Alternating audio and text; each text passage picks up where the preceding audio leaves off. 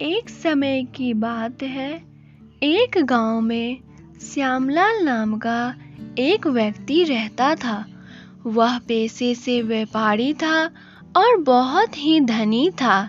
वह अपनी पत्नी के साथ अपने गांव में रहता था। श्यामलाल वैसे तो बहुत बुद्धिमान था।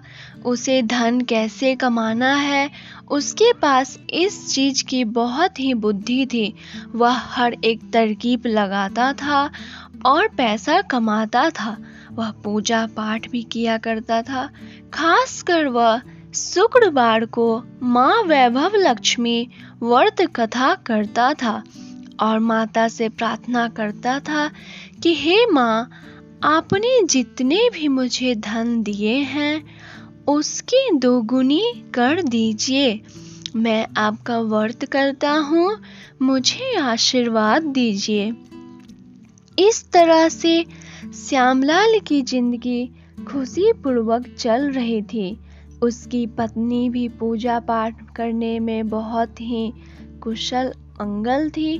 वह भी पूजा पाठ करने में बहुत ही विश्वास रखती थी। श्यामलाल के साथ उसकी पत्नी भी माँ वैभव लक्ष्मी की व्रत रखती थी और दोनों पति पत्नी बहुत ही अच्छे तरीका से माँ वैभव लक्ष्मी का व्रत करते थे। धीरे धीरे श्यामलाल और उसकी पत्नी उसी गांव में रहने लगे और वहां पर अपनी एक मकान बना ली। मकान बहुत ही भव्य था और सुंदर भी था। उसके पास इतने सारे पैसे थे कि गांव वाले सोचते थे, काश श्यामलाल हमें भी कुछ पैसे देता या हमारे लिए भी कुछ ऐसा करता कि जिससे सारे गांव वाले को सुखी मिलती। श्यामलाल वैसे तो बहुत गुणी था और बुद्धिमान था, लेकिन किसी को कुछ देने में उसकी बुद्धि कहीं गायब हो जाती थी। वह चाहता था कि मैंने आज तक जितना भी पैसा कमाया है वह मैं अपनी मेहनत से कमाया हूँ, इसलिए मैं भला क्यों किसी को पैसा दूंगा। लक्ष्मी माता रानी हमेशा उसके घर में अपना वास करती थी। शुक्रवार को इतने मन से श्यामलाल और उसकी पत्नी पूजा पाठ करती थी कि लक्ष्मी महारानी हमेशा उनसे प्रसन्न रहती थी और उसके घर को धन और दौलत से भरी रखती थी।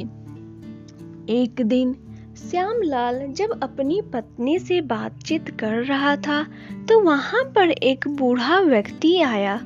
उसने कहा, कोई है? श्यामलाल तुरंत ही बाहर निकला और कहा, कौन हो आप और हमारे दरवाजा पर क्यों आए हो? तब उस बूढ़े व्यक्ति ने कहा, मैं दूर गांव से आया हूँ। मुझे यहाँ रहने के लिए कोई घर नहीं है। क्या मैं आपकी कोई छोटी सी शरण ले सकता हूँ? नहीं तो आप मुझे कुछ खाने को दे सकते हैं जिससे कि मैं अपना पेट भर लूँगा। लेकिन श्यामलाल में यही एक बुरी आदत थी कि वह किसी को कुछ नहीं देता। वह तुरंत कहा, हमारे पास कुछ नहीं है, हम क्या देंगे? हमने तो खुद ही अभी मकान बनाया है, अब हमारे पास कुछ नहीं है।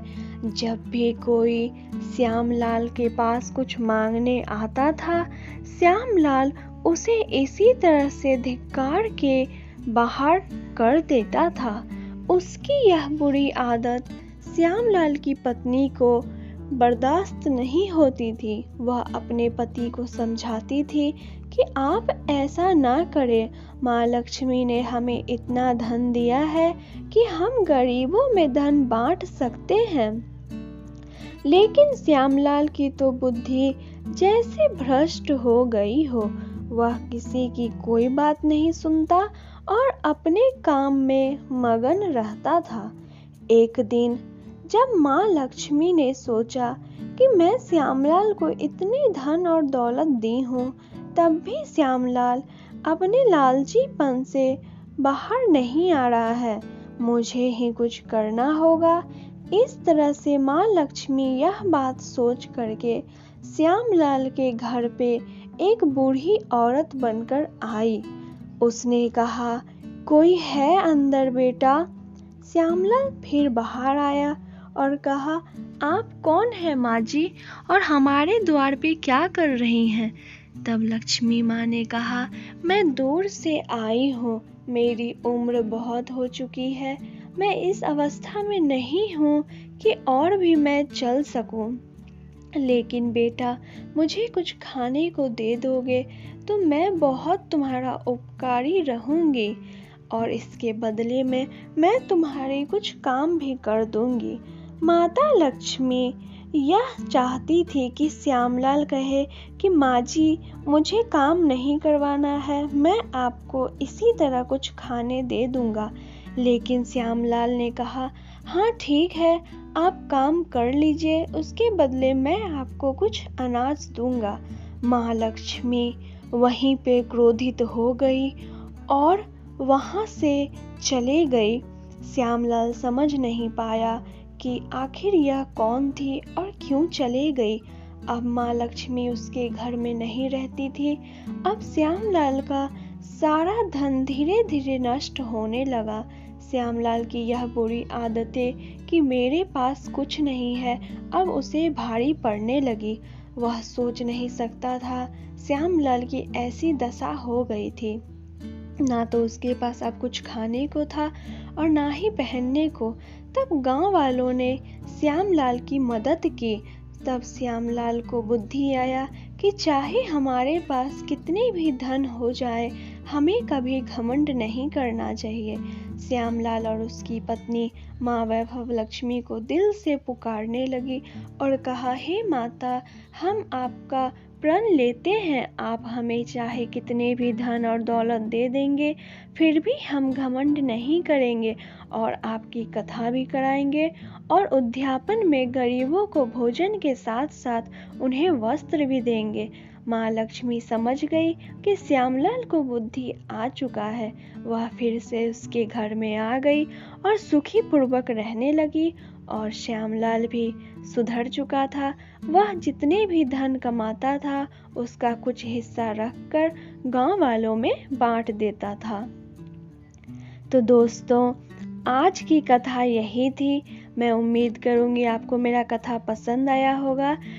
पैसा का घमंड किसी को नहीं करना चाहिए दोस्तों, चाहे व्यक्ति के पास कितनों भी पैसा हो जाए।